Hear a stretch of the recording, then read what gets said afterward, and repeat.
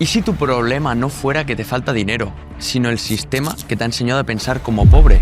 Confiar en las pensiones, en los políticos y en el Estado es la forma más segura de vivir una vida cada vez más pobre e insegura. Hoy tenemos con nosotros a Iñaki Arcocha, asesor financiero y exbanquero en Suiza. Y con él vamos a hablar de cómo el sistema te hace premeditadamente dependiente, cómo te han vendido una seguridad que en realidad no existe y qué puedes hacer para recuperar el control de tu vida financiera. Hablaremos de por qué España normaliza la pobreza y castiga a quien quiere prosperar, de cómo la política manipula el lenguaje para que odies la riqueza y, sobre todo, de la pieza que nadie explica y que determina si te arruinas en el futuro o si escapas del sistema para siempre. Un episodio incómodo, necesario y que puede cambiar por completo la forma en la que entiendes el dinero y tu futuro. Somos Enrique y Miquel, esto es López & López, empezamos con el podcast.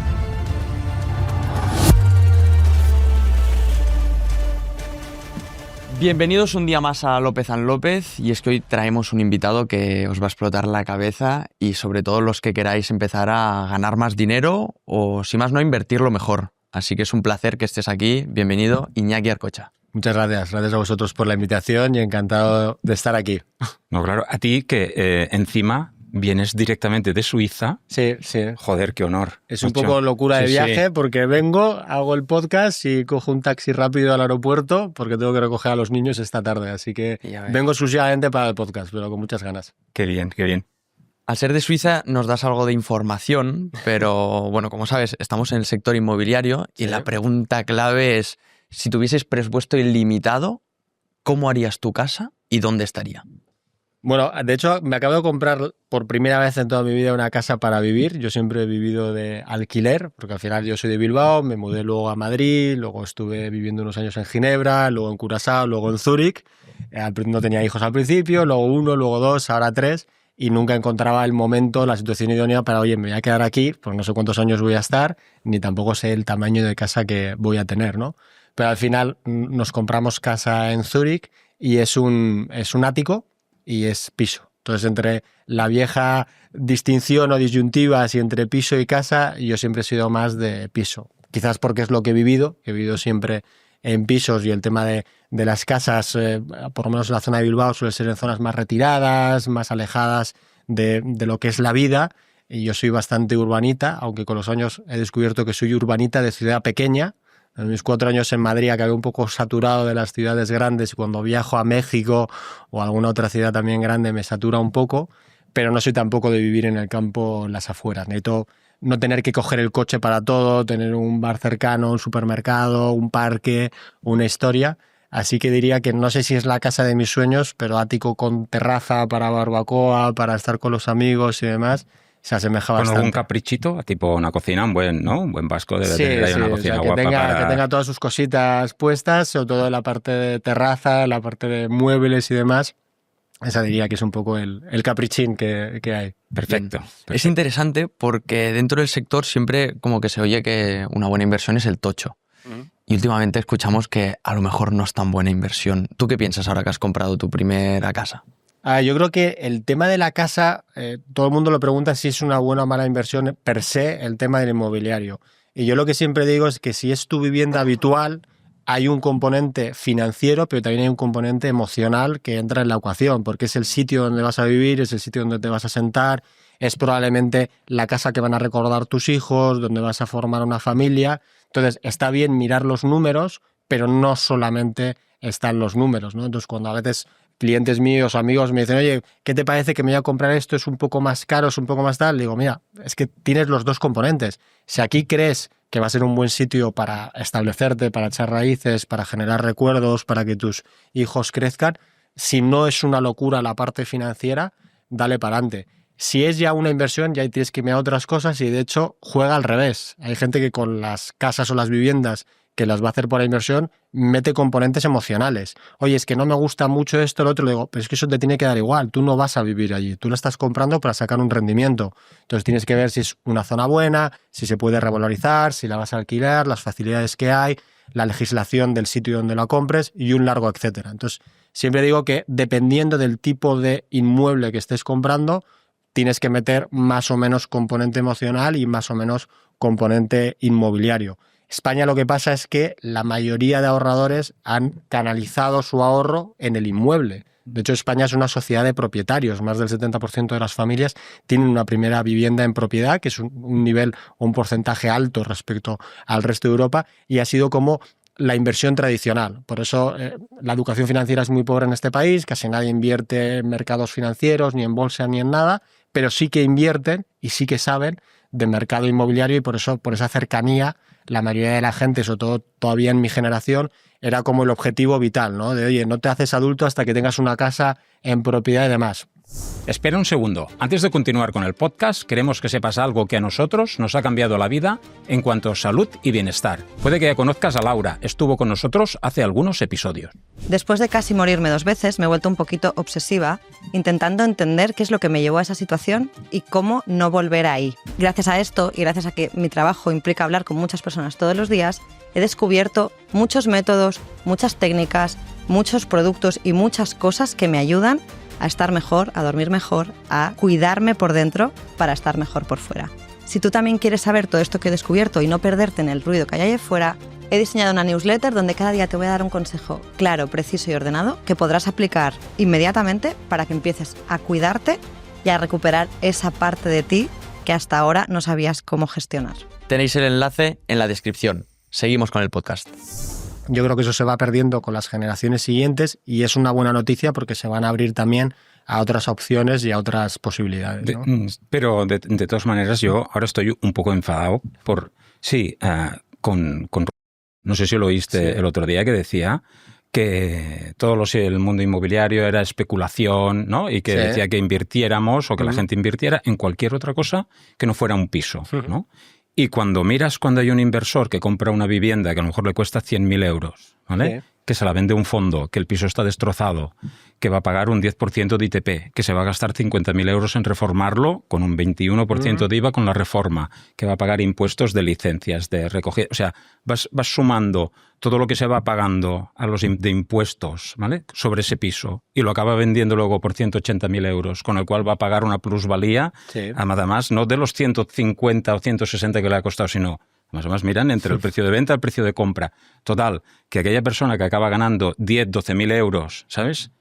Le dicen que es especulador cuando el Estado, ¿vale? De esa operación, cuando se acaba vendiendo y vuelve a cobrar otra vez el ITP, esta vez de 18.000 euros más, ha ganado 50 o 60.000 euros. Sí. ¿Quién es el especulador aquí? ¿El inversor o el Estado? Pero es que yo iría más allá. No habría que, o sea, hay que tener cuidado con el uso de las palabras, porque hay palabras fuerza que son o positivas o negativas. Si tú, por ejemplo, dices democracia, que es algo bueno, puedes utilizarlo de apellido para que nadie te lo eche en cara. Haces cualquier cambio, oye, vamos a hacer estas ayudas democráticas. Entonces ya estás obligando a que si a alguien no le gustan esas ayudas y te las critique, tú enseguida puedes decirle, pero estás en contra de la democracia. Claro. Eso es una trampa del lenguaje. Porque democracia es democracia y no lo puedes meter en cualquier otra cosa. Es como el tema social, justicia social. La justicia es justicia, no necesita ningún tipo de apellido. Cuando tú hablas de justicia social estás hablando de otra cosa, es que tú quieres influir en un resultado a través de ciertas leyes y la quieres revestir de algo bueno y por eso le pones el tema de social. Con las palabras negativas pasa lo mismo. Cuando dices, oye, especulación, acaparación, digo, vamos a ver, es gente que está ahorrando y que está invirtiendo para mejorar su futuro. Que lo haga en un inmueble, que lo haga en acciones o que lo haga en cualquier otra cosa, no tiene nada que ver. Especular, especulamos todos. Yo no conozco absolutamente nadie en este mundo que compre una casa pensando que va a caer de precio. Todo el mundo piensa que va a subir. No cambia eso porque no sea tu primera vivienda o porque sea para inversión.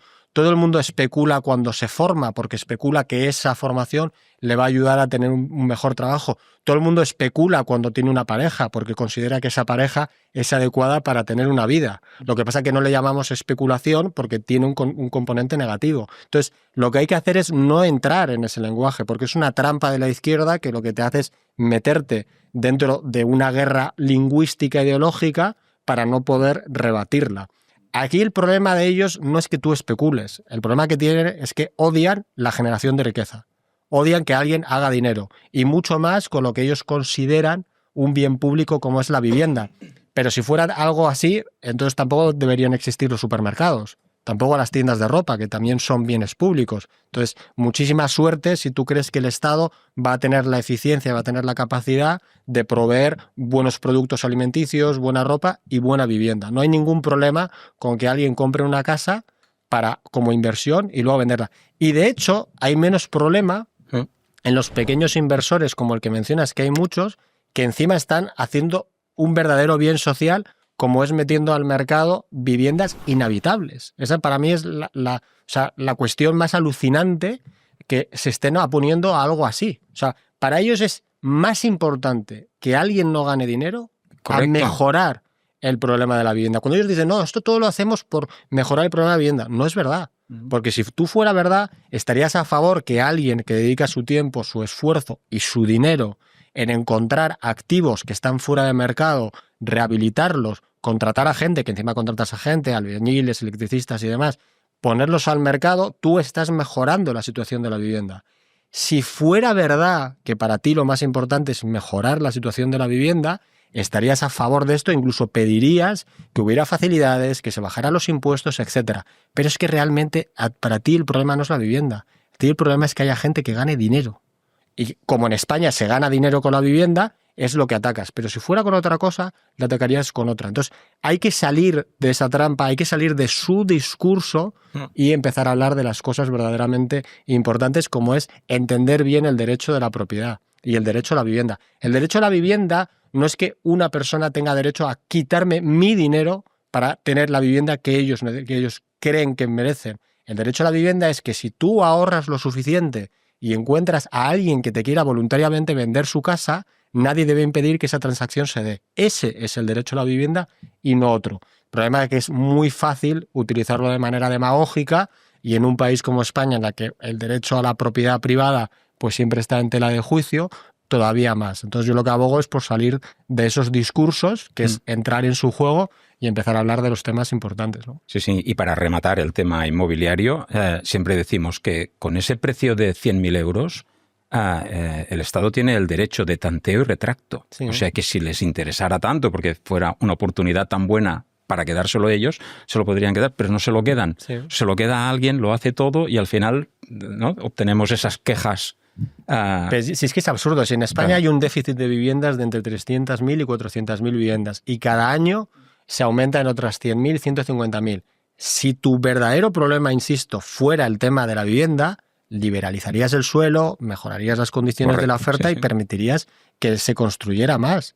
Pero es que no lo quieres hacer porque no soportas la idea de que alguien gane dinero con eso, que es un tema totalmente absurdo. Entonces realmente no te preocupan los jóvenes, no te preocupan que la situación de la vivienda sea un disparate, sino lo que te importa es que haya gente que gane dinero con los inmuebles. Punto y final. Sería más honesto decirlo y así por lo menos todos sabríamos a qué atenernos, ¿no? Y seguir cobrando esos 50 o 60.000 euros por cada operación pequeña, porque eso es un mínimo. Imagínate con las grandes. Por eso el tema de la ocupación se minimiza, el tema de la inquiocupación también, y lo más preocupante es que hay una gran cantidad de gente que compra ese discurso y te dice que no es un problema y que es todo una asustaviejas, etcétera, etcétera, ¿no? Que eso para mí es lo verdaderamente preocupante. O sea, yo creo que hemos normalizado cosas que no son normales. Yo vivo fuera y cuando vengo aquí, enciendo la radio y veo que hay empresas de seguridad privada anunciando alarmas antiocupación, yo me pregunto en qué momento normalizamos eso. ¿En qué momento normalizamos que la iniciativa privada tenga que cubrir algo que debería hacer y solucionar el Estado de manera inmediata?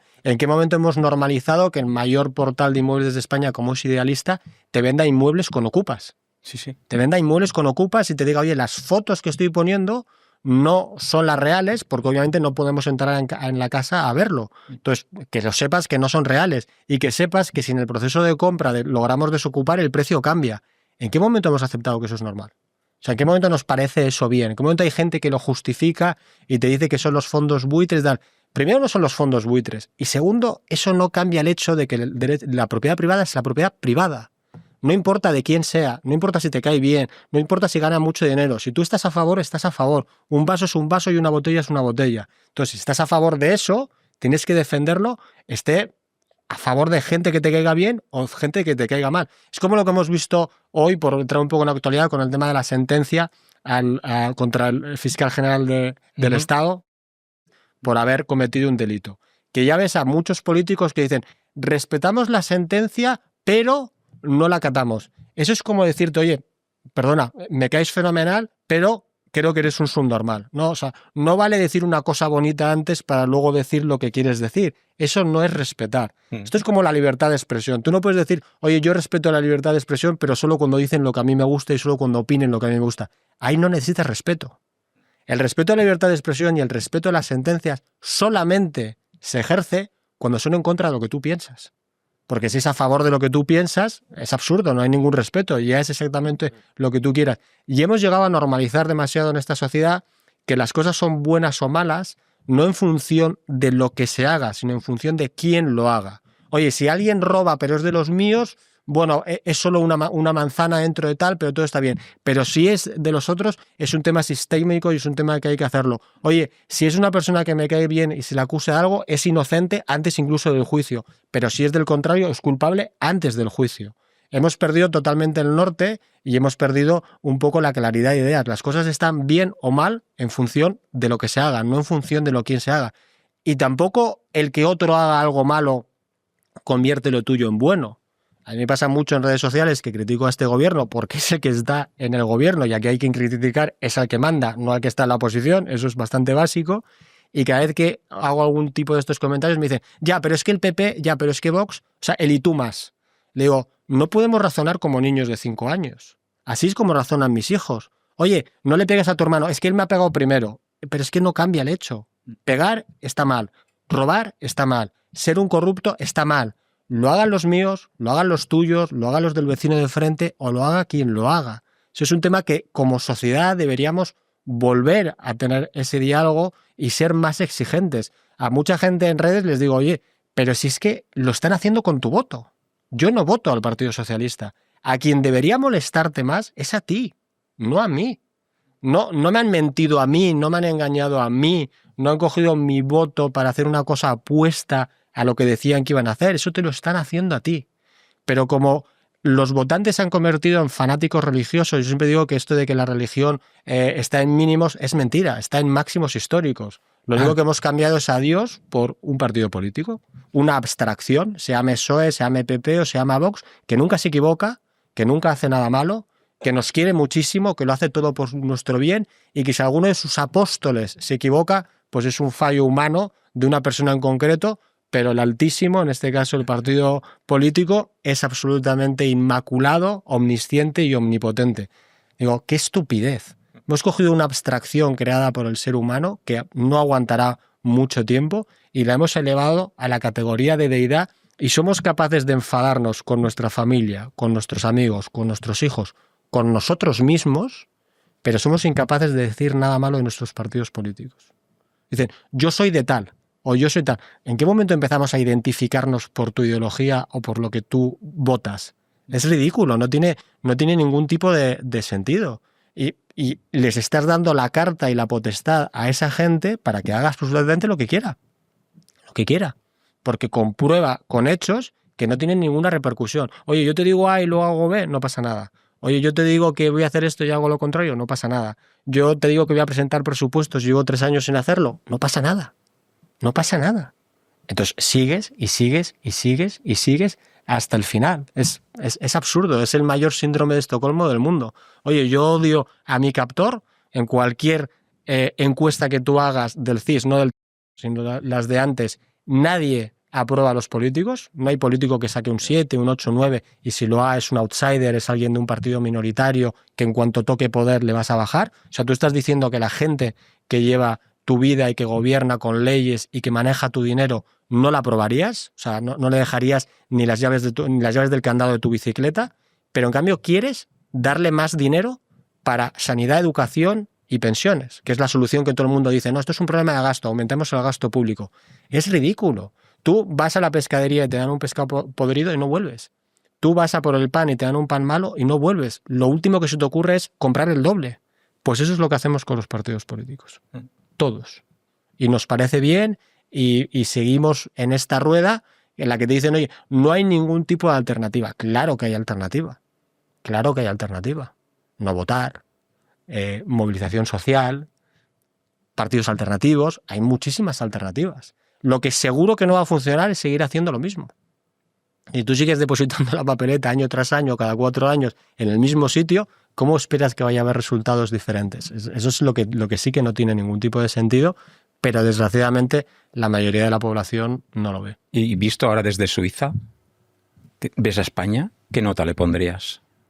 A ver, el problema de cuando vives en Suiza es que un poco te haces un poco la cultura de ellos, y a mí en los años que he vivido en Suiza, cada X tiempo me preguntan, también cuando viajo a ver a mis clientes a México, oye, ¿cómo ven desde Suiza a México? O vas a Estados Unidos, oye, ¿cómo ven desde Suiza a Estados Unidos? A Suiza le da igual todo. No, a ellos no, a ti, tú. Le da igual. Tú, Ya, claro. Lo que pasa es que tú estás claro. ahí y también un poco te dejas ver. Estás condicionado. Yo he tenido una opinión muy negativa de España y de Europa en general desde hace mucho tiempo, y lo único que hago es reafirmarme, sobre todo cuando vas a otros sitios y te das cuenta que hay otras maneras de vivir y otras maneras de funcionar. Claro. Suiza, que tiene muchos defectos, tiene a su vez muchísimas virtudes, y una que tiene, que es para mí vital, es que no hay mucha influencia de la vida política en la sociedad.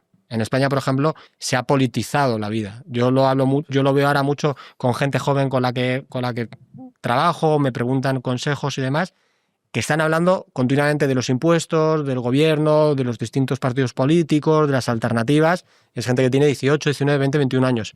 Yo a esa edad yo no pensaba en eso. Pero ni yo ni nadie de mi generación. Pensábamos en encontrar un trabajo, en tal, sí, hablabas algo de política, pero no era como el pan nuestro de cada día, ni algo tan importante que modificara tu vida. Nadie se iba de España por los impuestos, absolutamente nadie. No era un tema de debate, ni era una cosa que saliera en los periódicos, ni que estuviera en las tertulias, ni nada. Han conseguido, en esa polarización de la sociedad, que estemos cada vez más metidos en temas políticos para entrar de nuevo en su juego, porque eso te hace también crear en una falsa dependencia, como, oye, sin ellos no podemos estar, ¿no? Es o el Estado o el caos. Entonces, cuando estás fuera y te das cuenta, por ejemplo, en Suiza, que no existen los políticos profesionales, nadie se dedica, o casi nadie, al 100% a la política, y la mayoría es por un tiempo determinado o a tiempo parcial, y dando por hecho que ese servicio público es una pérdida para ellos personales, porque obviamente ganan mucho más dinero en la iniciativa privada que en la pública, pero lo hacen porque creen que tienen que aportar eso a la sociedad. Te das cuenta que eso influye también en que la política es mucho menos importante en el día a día, porque los casos de corrupción, los casos de manejo de malversación de fondos, de todas estas cosas que hablamos, son muchísimo menores. Yo no sé quién es el alcalde de Zúrich, ni creo que es la presidenta ahora de Suiza, creo que es de izquierdas, pero me da un poco igual porque no influye. No hay un cambio de leyes porque esté el de la izquierda, porque esté el de la derecha, no, hay unas reglas fijas, estables, para largo, todo el mundo que quiere que el país funcione bien, apenas hay desempleo, ni siquiera en la época de la pandemia subió demasiado, hay una renta per cápita muy alta y se vive bien. Ahí descubres también algo que intuitivamente siempre he sabido, que es que la desigualdad es un problema de ricos. El verdadero problema es la pobreza. Y ya no se habla de pobreza porque los niveles de pobreza están en niveles históricamente bajos. Nunca jamás el mundo ha sido más rico que ahora. Nunca hemos vivido en mejor época de la humanidad que el 2025. El único año mejor que este van a ser los que vienen. Entonces, cuando ya no puedes hablar de pobreza porque hay gracias a Dios, muy poca gente en todas partes del mundo, no solamente en los países ricos, por debajo del umbral de la pobreza. En el año 1800, creo que era el 80% de la población, estaba por debajo del umbral de la pobreza. Hoy en día es menos del 4%. Cuando ya no puedes hablar de la pobreza, te inventas problemas de ricos, como es el de la desigualdad. Es que el otro tiene más que yo. Vuelvo a lo de antes. Si la desigualdad fuera el factor determinante y el verdadero problema, todo el mundo querría vivir en Afganistán. Es un país terriblemente igualitario. Lo que pasa es que todos pobres. Pero igualitario es hiperigualitario. Lo mires por el Gini de renta, por el de patrimonio, por el de consumo, que son los tres. Que por cierto todo el mundo mira el de patrimonio y no el de consumo, cuando lo importante es el de consumo. Pero me da igual. Son todos igualitarios e igual de pobres. Nadie en su sano juicio preferiría vivir en Afganistán que en Estados Unidos, que es mucho más desigual, pero mucho más rico. Con lo cual, entre desigualdad o pobreza, el problema de verdad es la pobreza. En Suiza, claro que hay desigualdad. Hay gente que va a trabajar en Lamborghini, hay gente que va a trabajar en un patinete eléctrico, hay gente que tiene mansiones enormes y hay gente que tiene que compartir piso como en cualquier otra parte. No hay un problema social con eso. ¿Por qué? Porque no hay pobres. Porque tienes un nivel de vida suficientemente bueno que no te da para mirar al césped del vecino y pensar que siempre es mejor que el tuyo y además siempre es mejor que el tuyo por temas injustos, ¿no? Porque ahí se une otro problema de, oye, yo no quiero ser responsable de mi vida y yo necesito un estado del bienestar, que siempre es el bienestar del Estado, para que si el día de mañana me levante, mire al espejo y mi vida no me guste, la culpa no es mía. La culpa es de papá Estado, que no me dio un buen trabajo, que no me dio una buena pensión, que no me dio una buena educación, pero yo no soy culpable por mis decisiones. Lo que hay que volver es a volver a la responsabilidad social, a la responsabilidad personal. Oye, no, si tu vida es el fruto de las decisiones que has tomado a lo largo del tiempo. Siempre vas a poder mejorarlas y siempre vas a poder cambiar. Pero si tu vida no te gusta al final de la carrera o si te gusta, a quien tienes que mirar al espejo es efectivamente a ti, por las decisiones que has tomado, incluida la decisión de no ser responsable de ellas. Porque me dice, no, es que no me va a llegar la pensión, pero es que tú ya sabes que la pensión va a caer. Tú ya sabes que España tiene un problema estructural y si no lo sabes, no lo quieres saber. Si aún así no has tomado las decisiones y las medidas para ahorrar, para invertir y para crecer tu patrimonio, ¿a quién vas a echarle las culpas cuando tengas 70 años y la pensión haya caído un 50%? Tú tomaste esa decisión. Tú no quisiste formarte. Tú escondiste el problema debajo de la alfombra para ver si desaparece. Pues lo siento mucho. La culpa es tuya. ¿Qué es lo que hay que hacer? Lo que hay que hacer es tratar de alertar, tratar de fomentar la educación financiera, tratar de hablar de estos temas para que esos casos sean los menos posibles. Para que haya cada vez menos gente dependiente de una pensión que ninguno sabemos lo que va a ser, pero todos sabemos que va a ser mucho más baja en términos relativos que la actual. Yo lo digo cada vez que tengo algún cliente nuevo, algún mentor que viene y me dice, y todos me hablan de las pensiones, no. Digo, eso debería ser residual. O sea, tu objetivo debería ser que no te importe eso, que tu futuro no depende de algo que no depende de ti, como es la pensión pública, que no sabes lo que va a ser, no sabes las leyes cómo van a cambiar aquí en los próximos 30 años, etc. Si al final va todo muy bien, pues fenomenal, será un extra y tu vida estará mejor. Pero no fíes todo a algo que no depende de ti. Coge las riendas de tu vida, que lo puedes hacer, y toma tú las decisiones para hacerlo. Que de hecho es algo que recomendamos a todo el mundo. Yo no conozco a nadie que venga un amigo con un problema y le diga, no, tú tranquilo, déjale a fulanito que decida por ti. ¿Cuándo recomendamos eso? Nunca. Al revés. Decimos, oye, tienes que hacer esto para que tú lo tengas en control, para que todo dependa de ti, para que tú lo puedas solucionar, tú puedes hacerlo. Eso es lo que le decimos a cualquier persona que nos viene con un consejo y con un problema. No sé por qué cuando hablamos de la sociedad o hablamos de la población, olvidamos eso y preferimos que todo esté en manos de unos políticos que nosotros mismos sabemos que son malos, porque así lo manifestamos continuamente. Es, como digo, el mayor síndrome de Estocolmo de la historia de la humanidad. Nos enamoramos de nuestro captor.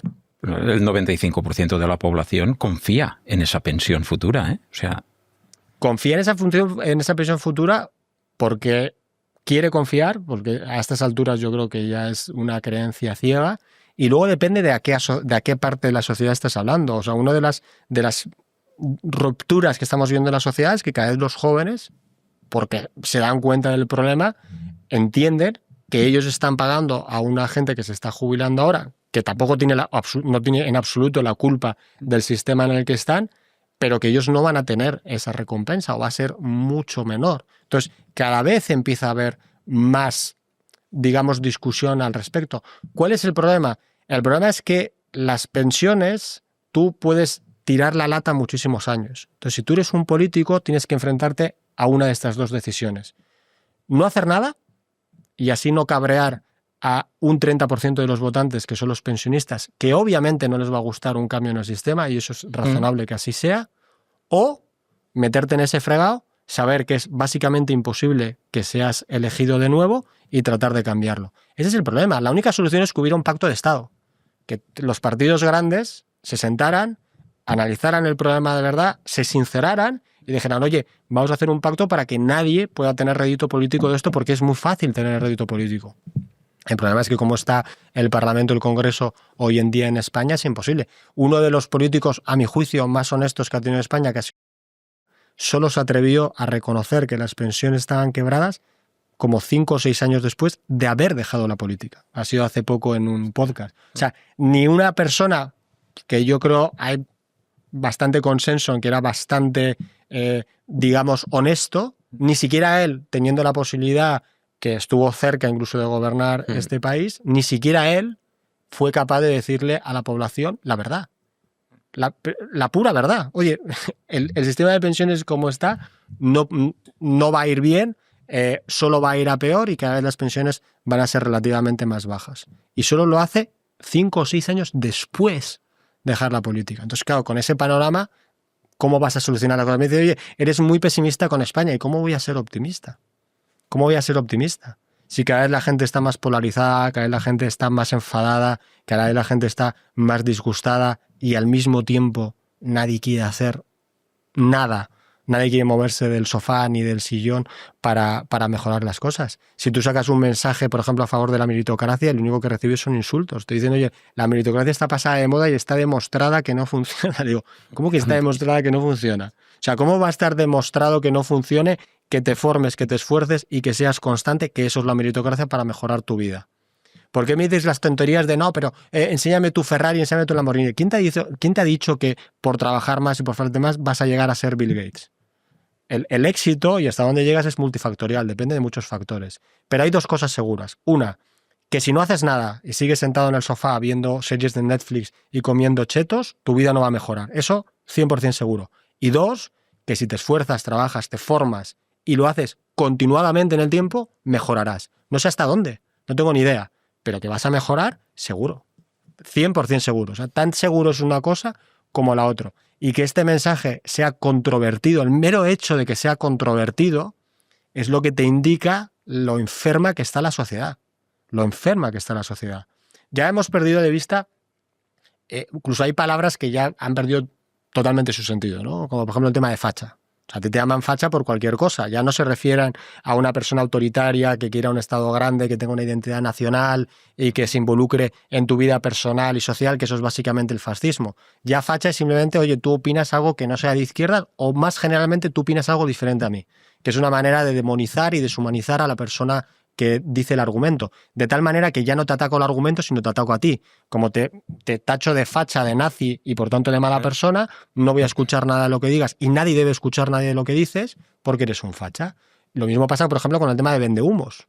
Ya no hace falta que vendas algo para llamarte vendehumos. Ya puedes hablar de cualquier tema, puedes hablar del nuevo alcalde de Nueva York, puedes hablar de la sentencia judicial, puedes hablar de la meritocracia, puedes hablar del esfuerzo, puedes hablar de lo que sea que para que no te escuchen o para insultarte te llaman vendehumos, que ha perdido el sentido. Hemos perdido la capacidad de hablar, de sentarnos en una mesa, dialogar y confrontar ideas. Lo vemos, por ejemplo, en la universidad, en la que se hacen scratches contra gente a la que no quieres oír. Las universidades originalmente nacieron para confrontar ideas contrarias. Ese es el objetivo original de la universidad. Que vengan personas que piensan diametralmente opuestas, debatan entre ellas, discutan y de esa manera encuentres o busques la verdad. Y las hemos transformado en centros de adoctrinamiento. El mero hecho de que no permitas a alguien que venga a decirte algo que no te gusta oír es otro síntoma de la enfermedad en la que vivimos. Todo el mundo, yo incluido, que también me tengo que forzar, escuchamos y seguimos a la gente que dice y piensa como pensamos.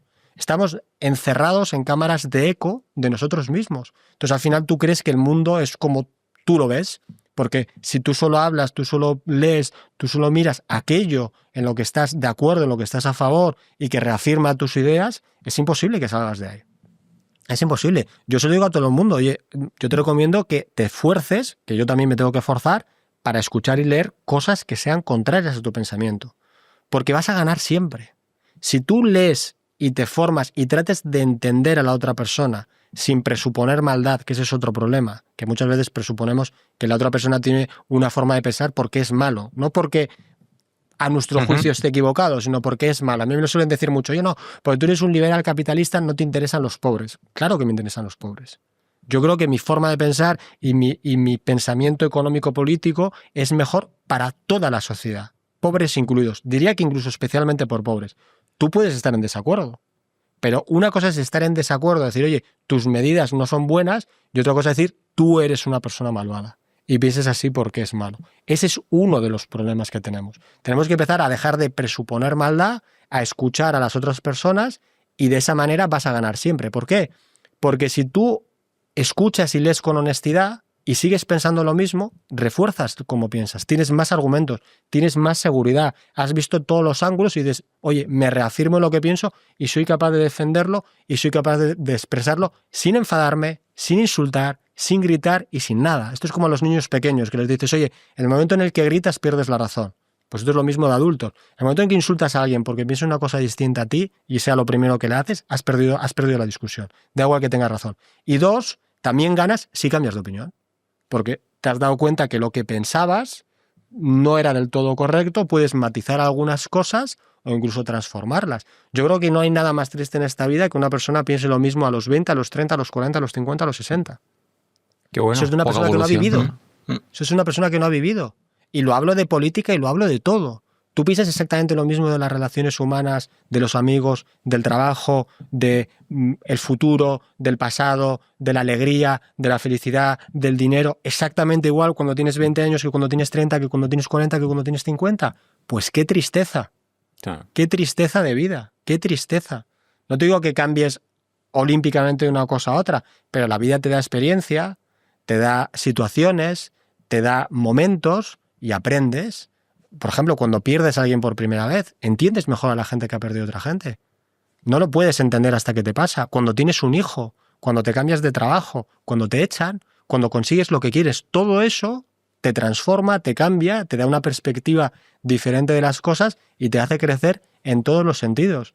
Y desgraciadamente hay mucha gente que está anclada y totalmente apalancada en una manera única de pensar, que además encima es como un decálogo, es como, oye, el decálogo del buen izquierdista o el decálogo del buen derechista, el decálogo Todo el del... pack, claro. Tú tienes que ser todo. Y además sirve para identificar, oye, si tú estás de acuerdo en que hay que controlar la inmigración, eres de Vox. Puedes estar en desacuerdo en todos los demás, pero eres Ya de Vox. está. Si tú estás de acuerdo en que hay que distribuir la riqueza, eres de Sumar. Da igual que en otras cosas pueden estar. Le digo, pero vamos a ver, ¿cuándo nos convertimos en gente tan simple? Gente tan simple. O sea, es tan sencillo eso. No podemos parar a pensar que no vivimos en un mundo binario, que las cosas no son blancas o negras. No podemos aprender un poco de lógica básica y pensar que porque tú estés a favor de A no significa que estés en contra de B, que puedes estar en contra de A y en contra de B, a favor de A, a favor de B, o incluso que te guste C, que el mundo no es así. No podemos pensar que es absurdo el argumento de, oye, no, los tuyos los han hecho mal, o sea, los míos lo han hecho mal, pero los tuyos peor.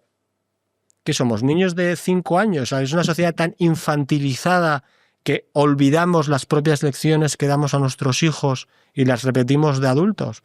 Esa es la tristeza. Yo por eso no soy demasiado optimista con el presente inmediato. Creo que todo tiene solución y que todo se puede mejorar. En ese sentido, soy bastante optimista. Yo siempre digo que no soy positivo, soy optimista. Pero un positivo es una persona que ve todo bien, incluso las cosas malas. Un optimista es una persona que, viendo las cosas malas, creen que pueden mejorar. A mí me gusta mucho más ser optimista que positivo.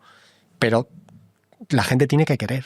La gente tiene que querer el cambio y tiene que querer trabajar y tiene que querer levantar el culo del sofá y hacer cosas diferentes. Y desgraciadamente eso no es lo que sucede a día de hoy. Para la gente que sí que quiera levantar el culo y pueda, ya que eres experto en eso, ¿no?, que nos vas a poder ilustrar bastante, a empezar a generar más dinero o, si más no, a invertirlo para que trabaje para ellos este dinero, ¿cómo se puede hacer desde cero? A ver, teniendo claro, primero, cuál es el objetivo que quieres. Porque hay mucha gente que empieza a invertir y a ahorrar y no sabe para qué es. Le digo, oye, exactamente para qué quieres invertir. ¿Quieres invertir porque te tienes que comprar un coche nuevo, una casa nueva, para tu jubilación, para tus hijos? O incluso puede ser algo más general, decir, oye, yo creo que mi vida va a mejorar teniendo más patrimonio y siendo más rico. Que, por cierto, es así en el 100% de los casos. Si eres más rico y tienes más generación de riqueza, aparte de lo que aprendes en ese camino de la generación, tienes mucha más capacidad de entregar bienestar a tu alrededor. Y aunque suene un cliché, es un cliché totalmente cierto, en esta vida todo lo que das te viene de vuelta multiplicado por 10. Y el que crea lo contrario, como dice nuestro buen Luis Monge Malo, le recomiendo que dé más dinero. Porque cuando tú das dinero y cuando tú das cosas a los demás, te das cuenta de la felicidad que creas a tu alrededor y te das cuenta lo que viene. Entonces, lo primero es tener una estrategia y tener claro por qué es. Y lo segundo es no procrastinar y no esperar el momento perfecto para hacer algo. Mucha gente me dice, no, yo ahorraré cuando cambie de trabajo, yo ahorraré cuando termine esto. Eso es un absurdo. Esto es como lo de, no, yo voy a empezar la dieta el lunes o en enero. A tu cuerpo le da igual que sea lunes o enero. Y a tu patrimonio también le va a dar igual. Y si estás buscando el momento perfecto, tengo una noticia para ti. No existe. No existe el momento perfecto para tener hijos, no existe el momento perfecto para cambiarte de casa, no existe el momento perfecto para empezar a invertir, no existe el momento perfecto para emprender. Entonces lo que tienes que hacer es pensar menos y actuar más. La gente suele sufrir mucho de parálisis por análisis, de tratar de analizar todo, yo quiero comprender todo, quiero ver cómo funcionan los mercados financieros, cómo pasa tal, antes de empezar. Oye, nadie encuentra las respuestas antes de las preguntas.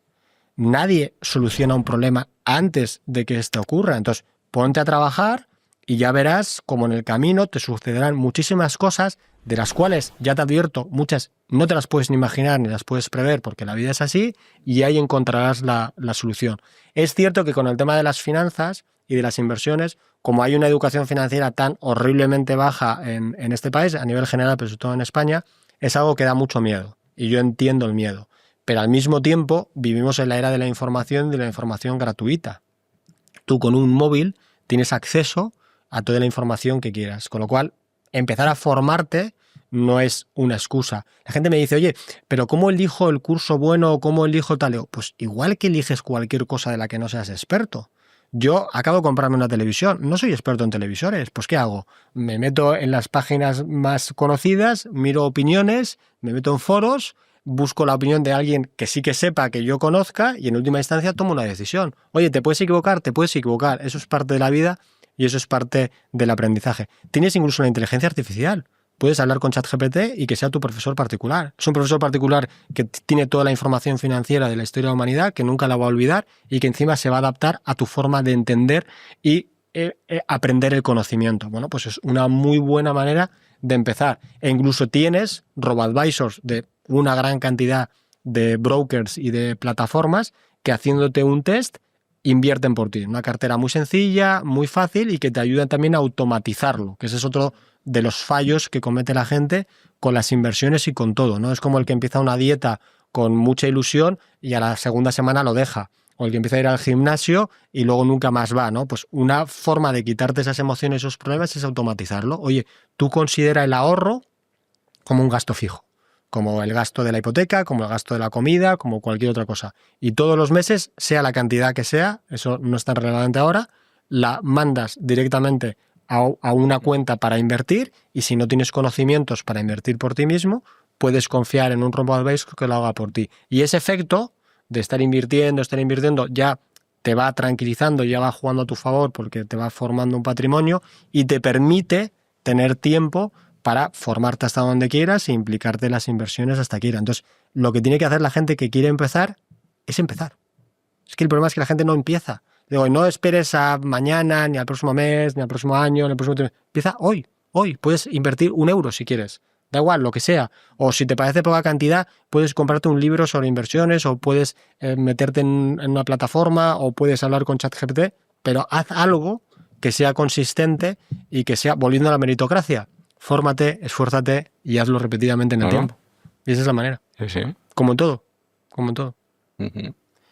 Y cuando a ti te viene alguien que tiene un alto patrimonio, a mí lo que me genera la curiosidad es esto, ¿no? Alguien monta una empresa, le funciona bien y llega un momento que gana dinero o vende la empresa y recibe un patrimonio alto, no sé, 5 millones, 10 millones de euros, ¿no? Ya estamos, no estamos en el inicio, estamos en ese top. Hostia, esa persona que ahora lo tiene en líquido, ¿no? Dárselo a alguien para que se lo gestione, hostia, tiene que ser, ¿no? Esa persona tiene que dudar tanto, ¿no? De decir, hostia, esto me ha costado a mí mucho, me ha costado 20, 30, 50 años de esfuerzo. ¿Cómo logras tú generar esa confianza? Porque ya tenías, ¿no? un conocimiento anterior, o hay gente que te viene y te dice ahora, Iñaki, te he encontrado, he visto algo en ti que me genera la confianza suficiente para que tú me lo administres. ¿Esto cómo lo haces? Bueno, a lo largo de mi carrera ha sucedido de distintas maneras, ¿no? Cuando trabajaba en los bancos, ahí lo que tradicionalmente te hacen es te asignan una cartera que ya lleva en el banco X tiempo y por la razón que sea no hay un banquero que la gestione, entonces tu labor ahí es gestionarla, esa cartera, y tratar de hacerla crecer, ya sea con los clientes existentes o con nuevos clientes. Cuando son clientes nuevos, ya como los que tengo yo, cuando llegan a mí, llegan por alguna razón. O sea, es raro que alguien vaya a contratar directamente un asesor independiente, al menos en esta generación. Yo creo que eso es lo que va a cambiar en las generaciones siguientes, pero en esta generación es difícil. ¿Por qué llegan a mí? Porque están cansados de los bancos. Pero al final, esa persona que ha generado 5 o 10 millones con su empresa, la ha generado a lo largo del tiempo, lo ha ido invirtiendo con bancos tradicionales, con banqueros tradicionales, que todos los bancos son empresas que tienen sus objetivos y que tienen que mirar por lo suyo. Entonces, el 99% de los casos es de gente que no está contenta porque le han metido algún producto que no era para ellos, porque en el momento en que han podido mirar un poco más la cartera se dan cuenta que no es lo que habían pedido, lo que no habían necesitado, y que al final han estado trabajando más para el banco que para ellos. Yo a los clientes, una de las marcas de mi casa o de cuando empecé a trabajar en mi family office es, oye, yo me pongo al mismo lado de la mesa de los clientes. Lo bueno de ser independiente es que yo ya no trabajo para una institución que tiene sus presiones, sus objetivos, su propia visión del mercado, sus necesidades, etc. Yo ya solo dependo del cliente. Entonces, a mí me da igual el producto de temporada, me da igual la opinión X, me da igual si eso genera o no genera dinero para el banco, yo cobro directamente del cliente y entonces solo tengo que velar por sus intereses. Me equivocaré como cualquier ser humano, pero no me equivocaré forzado, no me equivocaré porque me han dado una instrucción o porque me han presionado o porque me han dicho que haga X, Y, Z. Me equivocaré porque me equivoco como cualquier otra persona. Y eso, los clientes ricos, que son absolutamente igual que cualquier otra persona, lo notan y lo perciben y lo sienten. Saben, los clientes no son tontos. Oye, cuando un banquero me ha llamado 18 veces este mes para venderme el mismo producto que la primera le dije que no, pues no hay que ser muy listo para saber que me lo quiere vender por una razón, que es que le están diciendo que lo tiene que vender. Porque es el objetivo del mes, es en lo que el banco está focalizado, tal. Cuando trabajas con alguien como yo, con un asesor independiente, eso no existe. A mí me da igual que compre Apple o Nvidia o cualquier otra cosa. Pero yo lo que quiero es que él esté contento para tener una relación a largo plazo. Entonces, al final no hay secreto. Es simplemente que perciba esa honestidad, que perciba ese querer trabajar para él, como cuando vas al médico o cuando vas al abogado o cuando vas a cualquier otro profesional. El problema es que como la banca tiene tan mala prensa, ganada a pulso por los banqueros y por los bancos, no hay demasiados clientes que perciban nuestra labor, la labor del asesor, como un valor, sino lo ven como un coste. De hecho, hay mucha diferencia incluso entre el millonario español y el millonario latinoamericano, que son dos animales totalmente distintos, ¿no? Entonces, ahí es cuando veo en una reunión inicial que solo me hablan de mi coste, yo ahí sé que no es cliente para mí. De hecho, se lo digo. Digo, si tú estás hablando de mi coste, es que no me percibes como un valor. Me percibes simplemente como una necesidad que crees que tienes que tienes que tener y la tienes que minimizar. Me ves como un problema o como un mal necesario. Ni yo soy el asesor que necesitas, ni tú eres el cliente que yo quiero. Yo quiero al cliente que perciba lo que hago como un valor, no como un coste que haya que minimizar, ¿no? Eso también es parte de la incultura financiera y de la diferente generación de riqueza que hay entre ricos y ricos. Si tú eres una persona que ha llegado a ser millonaria porque has trabajado siempre en una corporación y de repente cuando te jubilas te cae un bonus gigante, primero, has vivido muy bien, pero nunca has sido rico en cuanto a patrimonio hasta un momento más alejado de tu vida, o sea, más adelantado, y segundo, esa riqueza la has generado trabajando para un tercero que es una corporación. La manera en la que construyes la riqueza cuando eres un empresario y un emprendedor, que tienes que tomar muchas decisiones que afectan directamente a tu patrimonio en cada uno de los estados de esa generación de riqueza, hace que tu comprensión del riesgo, tu comprensión de los negocios y tu comprensión de las inversiones sea completamente diferente. Estás mucho más abierto a que te propongan productos y servicios que no son convencionales porque tú, de hecho, en tu vida, en tu empresa, así lo has hecho y entiendes mucho mejor el tema del riesgo-beneficio. Hay algunas inversiones que no salen del todo bien, otras que sí, pero soy capaz de entenderlo y aceptarlo porque es como yo he generado mi riqueza a lo largo de los años, ¿no? Entonces eso también influye mucho en el tipo de rico con el que te juntas. Entonces, ¿tu asesoramiento depende exactamente del cliente y de lo que te pide? ¿O tú tienes una cierta libertad de decir, tiraría por aquí? Yo asesoro. Yo siempre es una cosa que le digo a todos los clientes. Porque mucha gente, incluso amigos también, me dicen, oye, pero ¿tú qué harías si fuera yo? Le digo, yo no soy tú. Yo no te puedo decir lo que haría si fuera tú o no te voy a contestar lo que haría yo con ese dinero. porque mi perfil de riesgo, mi situación, mi conocimiento y tal, no tiene nada que ver. Yo te tengo que asesorar para ti, con tus circunstancias, con tus necesidades, con tus intereses, con tu situación, y pensar lo que es mejor para ti en cada momento. Esa es una. Y dos, aunque yo te lo cuente, el que lo tienes que comprar eres tú. O sea, yo odio cuando un cliente me dice, oye, Iñaki, lo que tú quieras. No, lo que yo quiera no. El dinero no es mío, el dinero es tuyo, y si sale bien o sale mal, el que lo va a sufrir eres tú en primera instancia. Yo en segunda porque soy tu asesor, pero en primera instancia eres tú. Tú lo tienes que ver. Tú lo tienes que ver y lo tienes que comprar, en el sentido que te tiene que interesar y tienes que creer que esta es una buena inversión para ti. En el caso, por ejemplo, de criptos, que yo soy muy activo, es el ejemplo paradigmático. A mí me encanta la tecnología blockchain, creo que es la gran revolución de nuestra era, por encima incluso de la IA, y creo que es una de las mejores inversiones que puede tener todo el mundo en su cartera, en distintos pesos y en distintos porcentajes. Pero eso soy yo. Si un cliente no entiende cómo funciona el blockchain, o después de entenderlo cree que eso no es para él, dice, oye, sí, yo entiendo el tema de la descentralización, el tema de la seguridad, el tema de la no confiscabilidad, pero creo que el mundo no va a ir por allí y yo no me siento cómodo con esto. No compres, no entres. Porque yo lo vea muy seguro, porque yo lo vea muy claro, no lo tienes que hacer. De hecho, uno de los problemas que tiene la banca en general es que muchos banqueros hacen eso. Compran lo que ellos comprarían, o lo que a ellos les parece bien, o lo que ellos creen que es conveniente. Y la única manera de tener una relación a largo plazo con alguien es salir de tu cabeza, salir de lo que a ti te parece bueno y hacer lo que a él le va a convenir más en función de sus circunstancias. Yo siempre digo que el momento en el que puedo dar más valor a una persona en el tema de las inversiones es la primera vez que nos sentamos. ¿Por qué? Porque la mayoría de las veces es gente que sabe muchísimo de lo suyo y por eso ha tenido tanto éxito y ha amasado tanto dinero, pero por esa misma razón no ha podido generar los conocimientos y la experiencia en el mundo financiero. Entonces, sus conceptos del riesgo, de las rentabilidades, de lo que puede salir bien, de lo que puede salir mal, son un poco abstractas. Entonces, mi labor fundamental es coger toda esa abstracción que tiene en la cabeza, todas esas necesidades, esos deseos, esos intereses, y transformarlo en una cartera real que funcione para él y ayudarle a que en el camino siga funcionando en función de los cambios en el mercado, de los cambios en su vida personal y de un largo etcétera. Ahí es donde puedes dar más valor. Pero para hacer eso correctamente, tengo que salir de mí y tengo que entrarme en la cabeza del cliente y darle lo que necesita él. Hay un consejo también que se utiliza, que se dice mucho, pero que es muy erróneo, que es, oye, haz a los demás lo que te gustaría que hicieran para ti. No. Haz a los demás lo que les gustaría que les hicieran para ellos. Ese es un consejo mucho más apropiado y mucho más correcto, porque los seres humanos somos distintos y necesitamos que nos traten distintos. Que siempre vuelvo a lo mismo, al ejemplo de los niños. Yo no trato a mis 3 hijos igual. Bueno, a la pequeña es un bebé, pero a los mayores no los trato igual, porque no son iguales. No lo estaría haciendo bien si les diera exactamente lo mismo cada uno en términos de atención, de cuidado, de forma. No, porque son 2 entidades distintas, con sensibilidades distintas, con niveles de edad distintos y también de entendimiento distinto, y por tanto tienes que bajarte.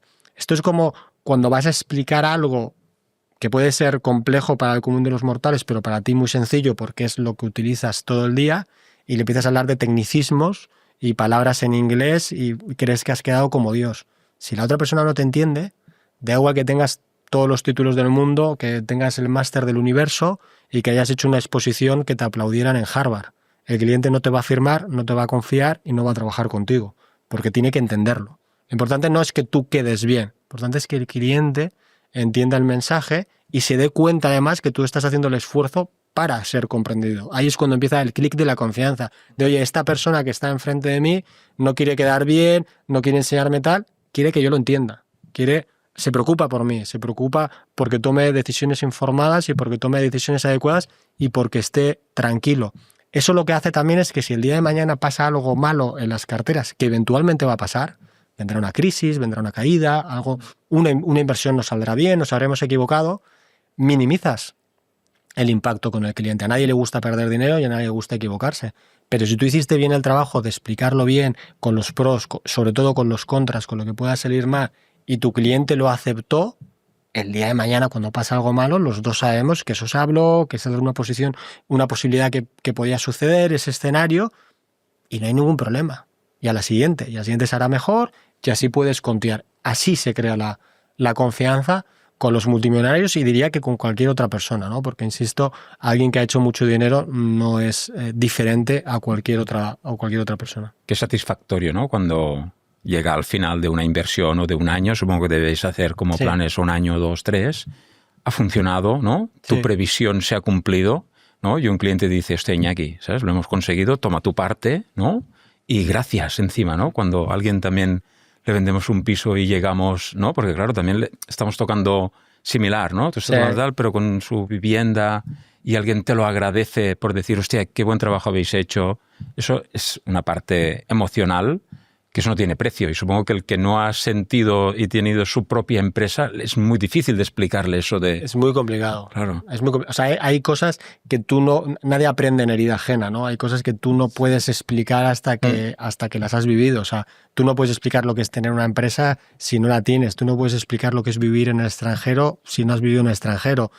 Tú no puedes explicar lo que es arriesgarte una inversión y que te salga bien o que te salga mal si no la has hecho, ¿no? Entonces, al final, lo que es satisfactorio no es tanto que las inversiones acaben bien, porque al final en mi relación yo trato que con los clientes sea un continuo, sea un día a día, sino el saber y el tener la tranquilidad de que el cliente confía en tu criterio y que la relación va bien en ese sentido. O sea, es un poco como las parejas, ¿no? De, oye, no tiene que pasar un evento importante, pero tú cada vez que llegas a casa, tu mujer te recibe con una sonrisa y te da un beso y dices, vale, está todo bien. Luego veremos los problemas que ha habido, pero la cosa está bien. Y que los clientes pasa un poco lo mismo, ¿no? Notar que no es que se alegren, pero que, oye, cuando vas a México quieren quedar contigo, cambian su agenda, las conversaciones son largas, son amigables, no estamos mirando la hora, no tal. No ver ese tipo de fricciones es a mí por lo menos lo que me da mayor satisfacción personal de, oye, gente que ha sido ultra exitosa en la vida, pues confía en un desconocido que ya después de tantos años no lo estando para gestionar algo tan importante de su vida como es el patrimonio, que muchas veces tiene implicaciones más allá de ellos, ¿no? Tiene implicaciones en el legado, es lo que van a dejar a sus hijos, lo que van a dejar a las siguientes generaciones y se preocupan porque esté bien, y la persona a la que confíen en que organice todo eso y lo estructure eres tú. Entonces, es de los piropos, entre comillas, más bonitos que te pueden dar. Yo lo decía ayer con un amigo, ¿no? Y ahora estoy escribiendo, bueno, pues va a publicar mi segundo libro, que ya está en la calle, y una persona que es conocida mía, pero no es amiga, me mandó una foto con el libro y me dijo que lo estaba empezando a leer en el avión y que le gustaba. Digo, yo no puedo expresar la satisfacción que es que alguien esté leyendo una cosa que tú has escrito en la que has plasmado tus ideas, tu visión del mundo, tus valores para compartirlos y que lo esté leyendo y le esté gustando y te lo dé. Eso es mucha más satisfacción que vender 10.000 ejemplares. Pero muchísima más. Muchísima más. Muchísimo más. Iñaki, ¿cuál es el legado que le quieres dejar a tus hijos?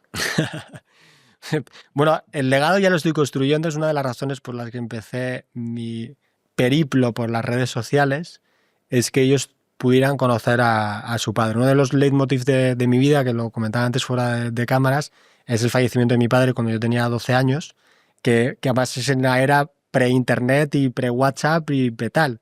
Nunca sé si es bueno o malo, pero yo no tengo grabaciones, no tengo WhatsApps, no tengo escritos, no tengo nada, ¿no? Entonces, al final, mucho de lo que yo sé de mi padre es de oídas, por mis hermanas, mi madre y demás. Y uno de los objetivos de mi vida es que eso no les pase a mis hijos. Yo espero vivir muchos años, más de 200, pero si pasa lo que no quiero que pase, por lo que pase, pues que tengan una serie de vídeos, que tengan unos libros, que tengan unos escritos para saber quién era su padre, ¿no? Y luego hay un legado que es en vida, que es el legado del ejemplo. Los niños no aprenden por lo que les dices, aprenden por lo que haces. Está bien hablar con los hijos y explicarle cosas y qué tal, pero eso no se les va a quedar. A ellos lo que se les queda es lo que tú haces. Si eres una persona que dice todos los días buenos días y por favor cuando pides cualquier cosa, si eres educado, si no gritas, si estás contento en casa, si juegas con ellos, si ven que lees, que trabajas, que te preocupas, todo eso se le va a quedar impregnado como unas lecciones de vida mucho más que lo que tú les puedas decir o les puedas hablar, porque el nivel de razonamiento de los niños pequeños es el que es el de los niños pequeños. Entonces, yo cuando me preguntan mucho lo del legado, siempre digo, es que lo del legado parece que es como algo para cuando no estés. Yo creo que el legado se empieza a construir viviendo, se empieza a construir en el ahora, en el día a día, en el tiempo que tengas con ellos, que ninguno sabemos cuál va a ser, y ese es el verdadero legado porque es el que yo recibí. Yo he empezado una empresa porque es lo que aprendí de mi padre. Yo tengo una relación con el dinero, con el liberalismo, con el emprendimiento, porque es lo que viví de él. Y lo mismo pues con cosas como, oye, no sé, las costumbres en la mesa o cosas por el estilo, son las cosas que has vivido en la infancia y son las que te marcan. Entonces, si estás preocupado por el legado, que todos los padres lo estamos, o incluso aunque no tengas hijos, estás preocupado, oye, por lo que puedan decir de ti cuando no estés, o lo que puedan opinar de ti, preocúpate más de lo que haces en el día a día. Preocúpate más de lo que haces ahora, que es el único tiempo en el que podemos vivir, en el presente. Porque eso es lo que te va a construir el legado cuando no estés, que insisto, ninguno sabemos cuándo va a ser, ¿no? Yo tengo 2 preguntas todavía para Iñaki, ¿vale? Una es, ¿los ricos dan la herencia en vida?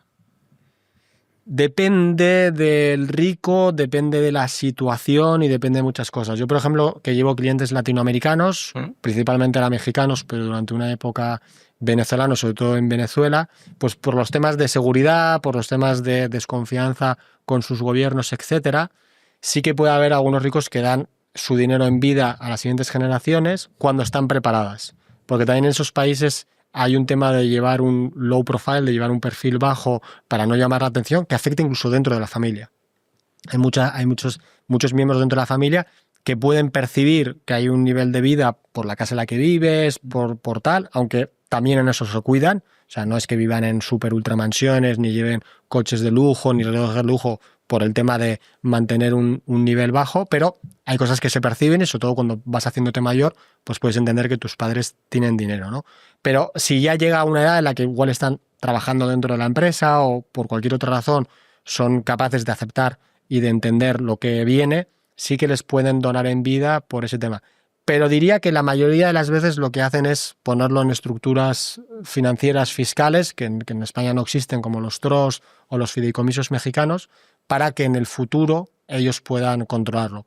¿Esto por qué es? Esto es una mezcla de no darles una responsabilidad excesiva a gente joven que puede no estar preparado para eso, pero también esconde un tema de control. O sea, hay que entender que si tú te has hecho rico con una empresa que al final es como tu bebé, es como tu pasión, es como tu hobby, a ti te cuesta mucho soltar del todo. Da igual que tengas 70 años, 80, 90, porque eso es lo que tú has conocido toda tu vida, es lo que tú has hecho. Por supuesto, quieres muchísimo a tus hijos y por eso están trabajando contigo, pero hay una parte de ti que te duele dejarla, ¿no? Entonces, meterla en una estructura fiscal te permite un poco los dos mundos. Oye, yo sigo siendo el dueño, es como el tema de la nuda propiedad y el usufructo, ¿no? En vuestro mundo, oye, pues tengo la nuda propiedad ya la he dado, pero el usufructo lo tengo. Aquí es al revés, aquí soy yo, todavía tengo la propiedad, pero yo ya he puesto que mis beneficiarios, según ciertas características, van a ser mis hijos, van a ser mi mujer, y lo dejo. Entonces, de esta manera, en vida lo planteo.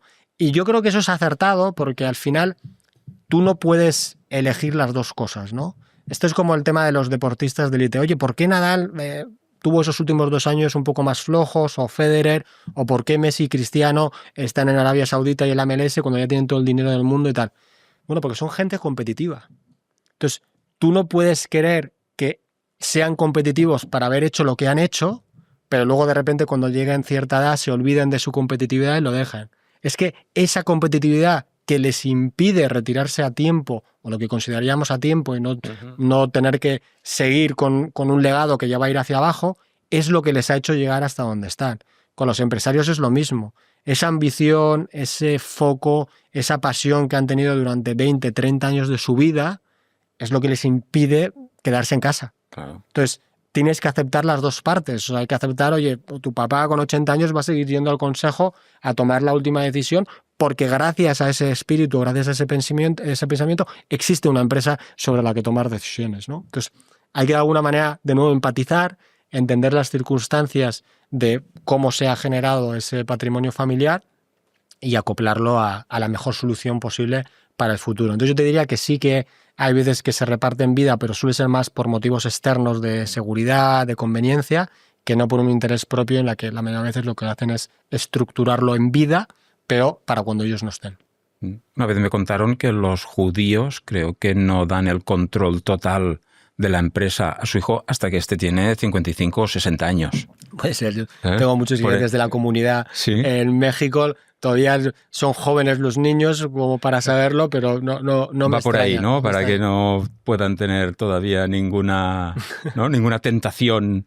Pero insisto, yo creo que es natural. Tú plantéate que eres una persona que viene de una clase baja, porque ese es otro mito. La mayoría de los ricos que yo he tratado en mi vida no eran ricos de cuna, no existe el destino manifiesto, no existe que si eres rico hoy es porque naciste rico y no existe que si has nacido pobre morirás pobre. Existe la escalera social y existen los cambios y se pueden hacer. Entonces, si tú has nacido en ciertas circunstancias en tu vida y a base de mucho esfuerzo, mucho sacrificio y dejar de hacer cosas para trabajar para un futuro mejor, o sea, por ejemplo, los inmigrantes, yo tengo muchos clientes que eran españoles, inmigrantes en México, dejas a tu familia, a tus hijos, a todo, para venir aquí a un futuro mejor, y eso es lo que has vivido, trabajado, soltar eso al 100%, aunque sea a tus hijos, es complicado. Además, vas a tener una brecha generacional, tus hijos ya no han crecido como tú, han estado más acomodados, que es normal, con lo cual también su forma de entender la vida, de entender los negocios es diferente a la tuya, es difícil que tengan el mismo hambre, van a querer hacer muchos cambios que tú probablemente no vas a entender, eso nos va a pasar a todos porque la tecnología avanza cada vez más rápido y cada vez es más complicado entender a la generación siguiente o que ellos te entiendan a ti, y eso genera una resistencia de soltarlo, ¿no? Entonces, hay también parte tradicional, de oye, las costumbres y demás, pero yo sí que lo entiendo, yo creo que es algo normal. No es como, yo tengo amigos que le tenían un cariño a su coche de toda la vida, que aunque se cayera a pedazos, le costaba mucho llevar al taller para que lo desguazaran, por la misma razón. Es tu coche, el primero que has tenido, el que lo has tenido con tu primera novia, con tu primer viaje, con tu primera historia, y hay un attach emocional, tienes una conexión que te cuesta. Los ricos con sus empresas es exactamente lo mismo, ¿no? Es su pasión. Ahora que vamos un poco a lo emocional, en el podcast siempre hacemos la misma pregunta de que nos interesa mucho saber quién han sido tus referentes, tanto a nivel personal como profesional, que te hayan marcado. Bueno, a nivel personal, obviamente, mi padre, que es la figura esencial de mi vida, es, digamos, ese especie de Dios creado, de tótem perfecto, porque esto pasa mucho cuando alguien se va, acabas idealizándolo, y por la época y por las circunstancias familiares en su época, mi padre era un poco el alfa y el omega, era, como dice mi madre, el aglutinador de la familia extendida, no solamente mis hermanas y mi madre, sino mis tíos, sus hermanos, etcétera, y al no estar es como un gran vacío, ¿no? Entonces, yo siempre digo que ha sido como ese objeto brillante inalcanzable en el que me he pasado la vida tratando de superarle en todos los sentidos, sabiendo que nunca lo haré. Pero en vez de verlo como algo negativo, yo siempre lo he visto como algo positivo, porque es el acicate y es el aliento para siempre estar mejorando y siempre estar progresando, ¿no? En el mejor sentido de la palabra. Y muchas veces me preguntan, oye, para ti, ¿qué es la felicidad? Para mí la felicidad es estar contento dentro de una insatisfacción permanente. Dentro de siempre querer más clientes, siempre querer ganar más, siempre querer más tiempo con los hijos, siempre querer más seguidores en Instagram, si es ahora lo que estoy haciendo, siempre querer más y al mismo tiempo aprender a disfrutar en ese proceso que nunca termina. Matthew McConaughey, cuando recogió su primer Oscar, creo que es el único, él lo decía, ¿no? Que las 3 personas a las que le agradecían eran a Dios, a su familia y la tercera era su héroe, que su héroe era él dentro de 15 años. Y cuando llegaran esos 15 años, no habría alcanzado a su héroe, porque su héroe seguiría estando 15 años después y así eternamente. Y creo que esa búsqueda de siempre mejorar, esa mejora continua, esa meritocracia tan denostada, si sabes canalizarla bien, si no te genera frustración, sino que lo que te genera es un impulso, creo que es súper buena y súper positiva. Y de hecho, volviendo a la pregunta de antes, es el mismo legado que a mí me gustaría dejar a mis hijos. Algunos amigos me dicen, no, eres muy cruel porque siempre les digo, yo quiero dejarles el listón lo más alto posible a mis hijos, lo más alto posible. O sea, lo más, en términos de todo, en términos de libros que haya escrito, en términos del tamaño de mi empresa, en términos de riqueza, en términos absolutamente de todo. Pero no porque quiera fastidiarles, sino todo lo contrario, porque quiero que tengan el mismo ejemplo que tuve yo y que tengan los mismos incentivos y las mismas motivaciones para darles. Y por supuesto, yo espero estar aquí viviendo muchos años para ayudarles en ese camino de mejora continua, ¿no? Y luego a nivel profesional soy muy poco mitómano. Y luego yo me he dedicado a la banca privada, que por por las características del sector de confidencialidad, de confianza con los clientes, también hay como una especie como de perfil bajo dentro de la banca privada. De hecho, no hay muchos banqueros privados que divulguemos en público por estas mismas razones. No te creas que hay un referente de persona tal. Los referentes en términos de finanzas o son gestores de fondos de inversión que no son exactamente lo mismo que hago yo, puede ser un Warren Buffett, un Peter Lynch, que son dos gestores que a mí me gustan mucho, pero no diría que son ídolos, o es gente que se dedica a política económica, incluso a filosofía. Si tuviera que quedarme con uno, sería Juan Ramón Rayo, que a mí me parece una auténtica animalada, no solamente cómo divulga de la manera que lo ha hecho, sino desde la edad en la que lo hizo, que empezó con bastante menos de 30 años, ya divulgar con un conocimiento y con unas bases asentadas increíbles. Y de alguna manera ejemplifica esto que digo del tema de saber escuchar, divulgar, nunca perder los nervios, las formas, sentarse con cualquiera a hablar, aunque sepa que va a estar en contra, aunque sepa que le van a interrumpir, que incluso le van a acosar de cualquier tema, y no perder la calma ni la tranquilidad, y luego que es un autor absolutamente prolífico. O sea, es alucinante toda la productividad que es capaz de generar, ¿no? Entonces, a pesar de no ser mitómano, te diría que si me quedo con una persona sería con él. Mi segunda pregunta era, ¿crees o utilizas la visualización? Sí, no igual de manera consciente y constante, pero sí soy firme creyente de que los pensamientos se transforman en realidades y que si tú visualizas algo en la cabeza, aunque no sea con una técnica de visualización como hacen los corredores de 100 metros que están todo el rato pensando en la carrera que van a hacer y al final la repiten, pero más en una forma de tener un sistema que te lleve a un objetivo, que de eso también hablo bastante, creo que sí funciona. Porque al final el cerebro humano no distingue la realidad de los pensamientos. O sea, el cerebro humano no distingue que esté aquí a que yo esté en mi casa pensando que estoy aquí. Para el cerebro es exactamente lo mismo. Entonces, si tú le das continuamente la idea de, oye, vas a conseguir esto que quieres, o vas a vivir en la casa que quieres, o vas a tener la empresa que quieres, o tus hijos van a hacer tal, si tú eso continuamente lo metes, para tu cerebro es real. Y si para tu cerebro es real, eso es una vacuna contra el estrés, una vacuna contra las preocupaciones, un nivel de tranquilidad general mucho mayor, y eso es más fácil que consigas tus objetivos, porque lo peor para conseguir lo que quieres en la vida es estar estresado, es estar preocupado, es estar nervioso, etc. Entonces, cuanto más creas tú o hagas creer a tu cabeza que es posible, mucho más fácil de que se haga real. ¿Me dejas que le cuente la visualización de ayer? Las que quieras, las ¿Sí? que quieras. Pues ayer con Miquel, cuando salíamos del Club 84 y empezábamos a hablar, decía, hostia, que mañana viene Iñaki y tal y cual, dijimos, ¿sabes? Y visualizamos. Ah, pues muy bien. Cuando lleguemos a los 3 millones de euros de patrimonio, Iñaki iba a ser nuestro gestor. Pues entonces y dijimos, seguro que tienes que ser tú. Sí. Y había algo porque... De energía o lo que sea, pero sí, que... de decir, hostia, de este tío nos fiamos. Y Pues no nos habíamos visto todavía en persona, ¿sabes? Solo habíamos intercambiado. Aquí tenemos que aprovechar y dar las gracias a Luis Mongemalo. Por supuesto. Exacto, Luis, claro que por sí. montar el grupo Alfa, ¿sabes? Que a través hiper de ahí, recomendado. exacto, que se apunte ahí todo el mundo y que lo contrate. Ahí es donde empezamos nuestra primera conexión. Pero sí que es verdad que al empezar a seguirte, dices, hostia, no sé, inspiras una confianza suficiente para que alguien diga, ayúdame con mi dinero y házmelo crecer, que yo no sé suficiente. Yo sé de lo mío, pero de lo tuyo, alguien como tú que ya está fuera del sistema bancario y tal y que puede, ¿no?, trabajarlo. O sea que por ahí, fíjate la visualización que hemos tenido nosotros. Pues o sea, hecha está, se hará realidad. Exacto, seguro. se hará No realidad. sabemos cuánto, pero será realidad y ahí con mucho gusto seré vuestro gestor. Qué bueno, Con qué bueno. mucha tranquilidad. Sí. Venga. Qué bueno. Es que por eso no me extraña que la gente te diga, Iñaki, donde tú quieras, lo ponemos. Por eso me gustaría, sin recomendar tampoco nada, para que la gente luego no nos pueda decir nada, es, estando como está todo actualmente, la cartera más o menos, ¿cómo la organizarías? Sin ir al perfil exacto de necesidades y demás. Hay una cosa que siempre digo, tienes que tener algo de renta variable en tu cartera, porque un poco la tentación que tiene todo el mundo es ser muy maximalista y cuando está todo muy bien irte al 100% en renta variable y cuando está todo muy bien irte al 0% en renta variable.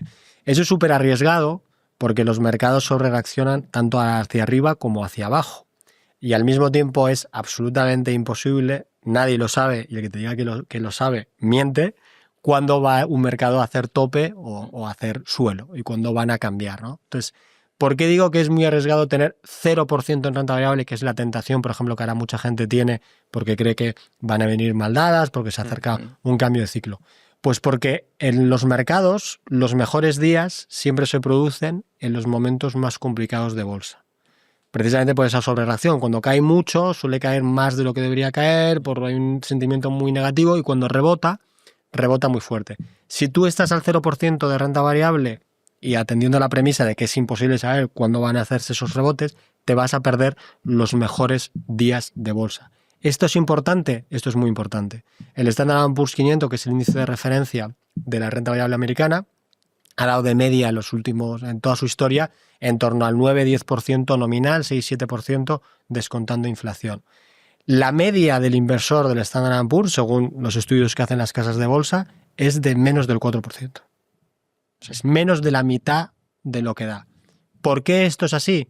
Porque la gente trata de adivinar lo que va a hacer la bolsa. Entonces, entra cuando no tiene que entrar y sale cuando no tiene que salir. Hablando de Peter Lynch, que lo he mencionado antes, que es el gestor de un fondo que se llamaba Magellan, sobre todo fue muy famoso en los 80 y los 90, que ya lo cerró. Este hombre tiene una de las mayores rentabilidades de la historia. Creo que la rentabilidad media anualizada es del 25%. Es incluso superior a la de Warren Buffett, pero pasa que Warren Buffett lo ha hecho en 65 años, que eso no lo ha hecho nadie en la vida. Pero en ese periodo tenía. Él decía, Peter Lynch, que una gran parte de sus inversores en su fondo no es que no obtuvieran el 25%, es que estaban en negativo. ¿Por qué? Porque no le hacían caso, que es la cosa más absurda. Yo doy el dinero a un gestor profesional de un fondo cerrado y cuando él me dice, oye, hay que mantenerse a pesar de que vaya a venir complicado, porque vamos a hacer esto, no le hago caso, me creo más listo, creo que voy a acertar lo que va a hacer el mercado y entonces me salgo. Entonces, hay que estar siempre en bolsa. No significa que tengas que estar siempre con el mismo peso, porque al final todos los perfiles tienen lo que se llaman horquillas. O sea, dices, oye, yo soy un inversor conservador, que podemos decir que tienes que tener hasta el 20% de renta variable en tu cartera. Igual en el momento más positivo, pues estás en ese 20%, pero en un momento negativo no estés al 0.